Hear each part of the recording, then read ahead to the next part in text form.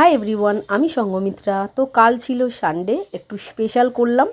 তো স্পেশাল কি করলাম, শিক কাবাব করার খুব ইচ্ছা ছিল, তাই করে নিলাম। তার জন্যে কী করতে হবে পুরো ভিডিওটা কিন্তু একটু দেখো।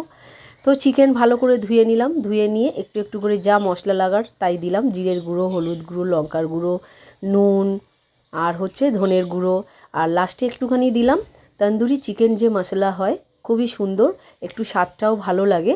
আর এভারেস্টের জিনিস তো খুবই ভালো, একটু দিয়ে দিলে কি স্বাদটাও একটু অন্যরকম হয়।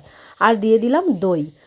মেখে কিন্তু আমি 15 মিনিট রেখে দিয়েছিলাম, 15 মিনিট পর করেছি। আর এই যে সবজি দেখতে পাচ্ছ, ক্যাপসিকাম আর পেঁয়াজ কুচি, এটা অল্প পরে কেটে দিলাম। আর এদিকে ওর বাবা ওপরে এই কয়লা জ্বালিয়ে রেডি করে রেখেছে। আমি জাস্ট মেখে এটা 15 মিনিট রেখে তারপরে শিকের মধ্যে এই দেখতে পাচ্ছ ঢুকিয়ে, আর এরকম করেই কিন্তু করে। আমি যতটা পারি ততটা করেছি, জানি না এরপরে কি করতে হয়। তো ভিডিওটা ভালো লাগলে একটু লাইক কমেন্ট করে দিও বন্ধুরা।